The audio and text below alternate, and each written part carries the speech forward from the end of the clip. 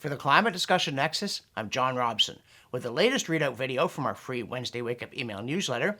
And again, I urge you, if you value our work and want to help us get the message out, please share it, subscribe to it, and support it with a one-time or ideally a monthly donation. These videos don't make themselves. I also wave across the wide ocean to the good viewers in Singapore who've made it number 33 on our list of all-time views by jurisdiction. Hope you're not getting scorched, or sozzled, because the lead item in this week's newsletter is that if we made a drinking game based on media using scorch to describe warm weather, we'd be under the table by now, or under the weather. For instance, DW.com's, quote, Europe, scorching heat grips the continent, and, quote, vast swaths of Europe continue to reel under scorching summer temperatures, end quote. Or Axios's, quote, nearly 130 million people are under extreme heat warnings or advisories today as a heat dome continues to scorch the Midwest and East Coast, end quote. Or Bloomberg's, quote, China's scorching heat poses summer test for electricity grid, end quote. Or Castanet's, quote, scorching heat in Europe puts regions on high alert, end quote. Or the CBC's, quote, Ontario, Quebec, and large swaths of the U.S. battle scorching temperatures, end quote. Or France 24's, quote, Spain suffers scorching heat wave, end quote. The BBC throws in scorching European heat wave turns deadly in Spain and France, and Climate Cosmos offers, quote, Europe's hottest summers, the 10 countries scorched by extreme heat waves, end quote. And the weird thing isn't just that everybody's using the same word, it's they're all using a word that's obviously wrong. By any reasonable dictionary definition, scorching involves a surface at least being charred, burned, or otherwise blackened, and possibly broken. But if a country did get scorched, you wouldn't have to read a newspaper to know which one. As for, quote, the numbers don't lie, our planet's oceans are scorching hot, end quote, you literally cannot scorch water. Then there's this rant, quote, Europe scorched by record-breaking heat wave amid climate crisis, end quote, which is wrong in that Europe is not scorched, it's not a record-breaking heat wave, and it's not a climate crisis because the things they say are happening are not. Including talk of, quote, the silent killer of extreme heat, end quote, that media keeps screaming about, though cold remains more deadly even in hot countries. And then there's, quote, countries including Spain, Serbia, and Slovenia have recorded historic highs, end quote. Really? Would that be the Serbia whose thermometer era record high was set in 2007? The Slovenia whose equivalent dates to 2013?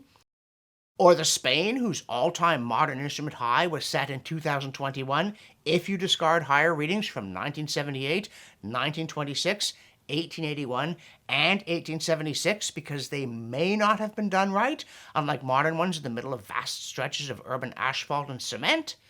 Yes, indeed. So we ask whether that charred thing isn't your reputations. And also, was your thesaurus consumed in the conflagration? Because we also read, quote, temperatures to soar to 34 Celsius today, end quote. And then, to be outdone, MSN subsequently edited headline, quote, Wimbledon fans warned us heatwave soars to 33 degrees Celsius, end quote. All soar all the time, including this pathetic example, quote, where temperatures are set to soar to 28 degrees Celsius as another heatwave approaches, end quote. Soar to 28 Celsius? We already knew you weren't climate scientists, but did you not even study English? 28 is 82.4 degrees Fahrenheit. That's about the temperature of a swimming pool. Even more pathetic is, quote, temperatures to reach 25 Celsius today in UK ahead of third heat wave beginning tomorrow, end quote. You just can't do a scare story about it reaching 77 degrees Fahrenheit in summer, but they tried. Meanwhile, in the real world, a Canadian airline sends us a promotion, quote, sunny days are ahead. Warm up to this sale on flights to our new sun destinations, Cancun, Puerto Vallarta, Nassau, Grand Cayman, and Liberia, Costa Rica, end quote. So, let's get this straight. It's the hottest part of the year in Canada. Temperatures are soaring to scorching levels, and so we should emit vast clouds of carbon to go somewhere even hotter? And we also mock a story about how Canadian schools are not doing enough climate indoctrination. What, are they teaching Shakespeare instead? And from the nothing to see here folks file, Bloomberg emails climate leaders to watch, and then profiles 4 people you never heard of and we dare say never will, including a, quote, top methane diplomat, end quote. Oh wait, he died. As for some advisor to the Indian Ministry of Finance, a chief product officer, and some random Arizona congressperson, quote, calling out the fossil fuel industry's influence in Washington, end quote, to borrow a phrase from Plunkett of Tammany Hall, could a search party find them today?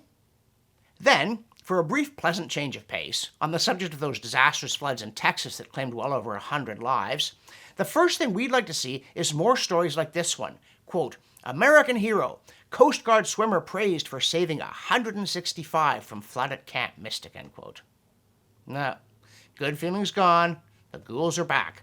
A classic example being David Gelley's in the New York Times Climate Forward, writing, quote, it's too early to say with certainty that the slow-moving thunderstorms were made worse by man-made climate change, but the weather pattern that unleashed more than 10 inches of rain in a matter of hours is precisely the kind of phenomenon that scientists say is becoming more common because of global warming, end quote. So, it's too early, and it's grotesque. Watch us do it anyway. Even worse was the ever-present Friederike Otto, had to appear to Roger Pilkey Jr., quote, given the huge amount of scientific evidence on the link between fossil fuel-driven warming and rainfall, we don't need to wait for an attribution study. Extreme downpours like these are exactly what science expects in a rapidly warming world, end quote. So, forget all that silly science, even our strange variety. The Canadian press was also quick off the mark with, is Canada ready for a new reality of flash floods? But are there more flash floods in Canada? Or does it no longer matter? Especially since Roger Pilkey Jr. also draws attention to the curious paradox that while the IPCC says that extreme precipitation does seem to have increased significantly in some places, it doesn't say flooding has increased. Moreover, he points out, statistically, there has been no increase in flash flooding in Texas in the last 20 years, so ghouls be gone. And another thing, while we're on the subject of attribution non-science, we routinely receive messages like, quote, climate change tripled heat deaths in European heat wave, end quote, which sound as though someone has a pile of facts, not a web of speculation. Especially when it intones that, quote, there is strong scientific consensus that climate change is increasing the frequency and intensity of heat waves globally, end quote. But where is this consensus? Who measured it and how? And who measured these deaths? Is it science or advocacy in a stolen lab coat? We're glad you asked. Sort of. That Statista item reveals that, quote, scientists from the Grantham Institute for Climate Change and the Environment at the Imperial College of London used models to, quote, estimate heat-related excess deaths under the actual observed / forecast temperatures and conditions, end quote, and create, quote, a counterfactual scenario for which they deducted the estimated increase in heat extremes caused by a 1.3 degrees Celsius increase in global mean surface temperature, end quote. So, 2 hypothetical scenarios said that on a day when the mercury reached 33 degrees Celsius, deaths tripled compared to 31.7 degrees Celsius. Bosh. And who exactly are these scientists? Yep, it's our old enemies at World Weather Attribution, including, again, Friederike Otto. Which brings back an item in Nature that we've objected to previously, boasting the headline, quote, people were wrecking the climate 140 years ago, we just lacked the tech to spot it, end quote. Look, mate, you don't need tech to spot a wrecked climate if you're in the middle of it. And as for, quote, models suggest that human-caused global warming would have been detectable in the 19th century with today's know-how, end quote, this tech would have found a human footprint in the Eocene if you asked it to.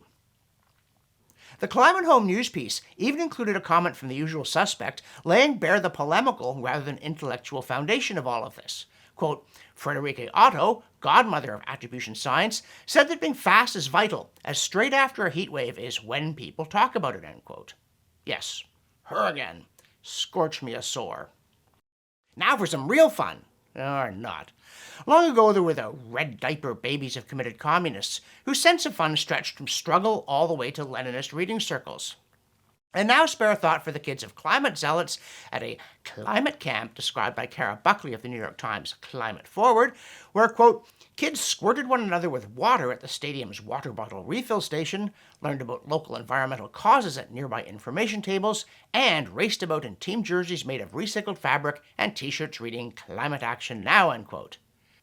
Whee! But what is one to make of, quote, an ode to joy in climate action, end quote? Is it Beethoven's Ninth Symphony played on a kazoo, or even a trumpet made of recycled plastic bottles? And now for the CDN idea of fun, because this week we start a new series on the tendency of climate science to have it both ways. A team of scientists says climate change is causing X. Another says climate change is causing not X. So, climate activists get to say that the science predicted whatever just happened and that it's bad.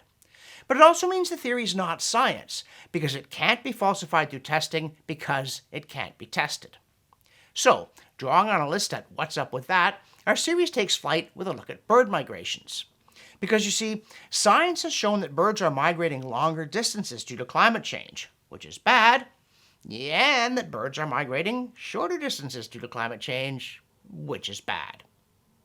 This stuff is for the birds, and there's more where it came from. And where this did. We recently reported on an important new study about where the extra carbon in the atmosphere is coming from, and we noted in passing that geochemist Dr. Matthew Willicke has written a Substack essay about it. Now we take a deeper look at that essay, because the Earth's annual carbon cycle is massive, and our human CO2 emissions make up only a tiny fraction of the flows into and out of the atmosphere, some of which are poorly measured, then dogmatically stated. But CO2 coming from natural sources has an atomic fingerprint that differs from the stuff we get from burning fossil fuels, with more of the isotopes of carbon that are created by cosmic rays, particularly 13C and 14C, which decay and vanish if it's underground long enough, for instance as oil. And on average, the CO2 in the air is gradually becoming more like the fossil fuel-based stuff, which has long been taken to mean that the increase in atmospheric CO2 is likely due to humans.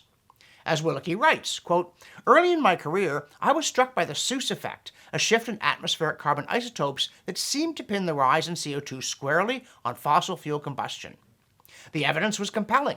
Burning ancient coal and oil, devoid of radiocarbon, 14C, and depleted in 13C, was diluting the atmosphere's isotopic ratios. It didn't make me fear catastrophic climate change, but it convinced me we humans were reshaping the atmosphere, end quote. But as Willicke explains, over the past year, 2 studies have been published that show that the current carbon cycle models are inadequate. It's not just that this carbon from ancient rocks that are being weathered by rivers, quote, has an isotopic fingerprint identical to fossil fuels devoid of 14C and depleted in 13C, end quote. It's that there's way more of this stuff than we thought. So, will the gatekeepers of orthodoxy welcome this exciting new finding, or try to hush it up? And as usual, we wrap up our newsletter with a CO2science.org archive, this one on Cornus florida L, or eastern flowering dogwood, which grows throughout the eastern U.S. except, oddly, most of Florida. With pretty spring flowers, it's non-toxic to horses, and in 2000, a pair of experiments under low and high light conditions showed an average of 121.5% extra growth with an extra 300 parts per million of atmospheric CO2. So, if the climate policy crowd do make us switch to horse and buggy, at least our horses will have plenty of attractive shade. For the Climate Discussion Nexus, I'm John Robson, and I know Scorch from Gently Warm.